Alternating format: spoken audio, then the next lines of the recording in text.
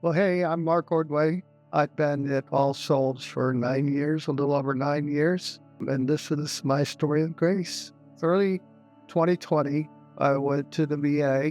I'm a Air Force veteran, and I had some tests run, and I was told that they'd get back in touch with me 7 to 10 days after the tests were run. 4 days later, late in the afternoon, I got a call from the doctor saying I had cancer. Well, that threw me into quite a tailspin because cancer doesn't run in our family. But the doctor assured me it was nothing that I had done, not my lifestyle or anything like that. It just happened. And that was comforting in a way, but still there were too many unknowns. That was the 12th of March when I was diagnosed of 2020. I was diagnosed with cancer, and on the 13th, the state shut down for COVID. The VA shut down all their clinics and care except for emergencies.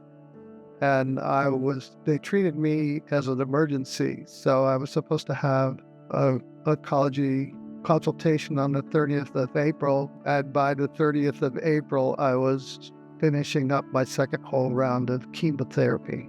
Over the course of the year, I went through chemo, I went through radiation chemo, I went through major surgery, and then I went through more chemo. And that took 12 months. I'm still recovering from that. After I was diagnosed, the next day I went to the hospital, met with one of the doctors, and then I left, and it was late in the afternoon, and I drove out towards Stone Mountain, and I was on Mountain Industrial coming up to an intersection, and there was Stone Mountain in the distance, and the top half of the mountain was covered with a cloud, and the bottom half was clear. I was sitting at the light and kind of sensed that the Lord spoke to me, said, "I will never leave you or forsake you." I broke. I turned the corner, went down to a big parking lot, pulled in there, and I was looking at the mountain, and I just wept. Had no idea what the future was going to hold, but I knew that the Lord was with me. And that gave me the strength to go through the next short while with the assurance of what I heard. I likened it to the story of Elijah when he went out in Mount Horeb, and the Lord went by in a windstorm. It tore up the mountain, and then the earthquake, and then a fire, but God was in the still small voice. And that's what it seemed like at the time to me, and it brought peace. That was one of the main things that kept me going, because when all the other elements of that time were happening, regardless of all that, God was still there.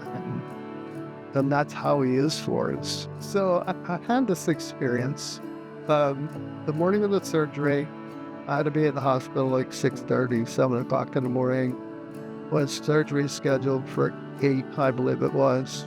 And one of the nurses came in and saw me and drew all over my torso. And then then the surgeon came in, and then I was left alone for, I don't know, 5, 8 minutes, something like that. And I was just there by myself. And this peace came over me. Peace like I never experienced in my whole life. The peace of God. I was praying, and I was saying, "Lord, if it's my time to come be with you, I'm ready. If you have work left for me to do here, I'm ready for that." And I have never experienced such a calm presence in my life with anything as I did for those 4 or 5 minutes right there.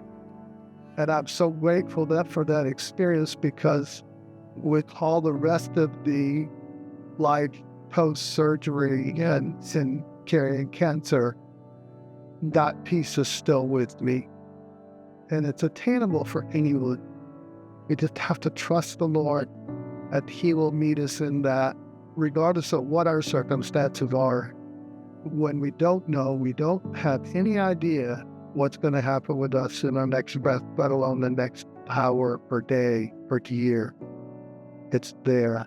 But we can trust the Lord to carry us through. when everything else seems to be coming undone. He's still there.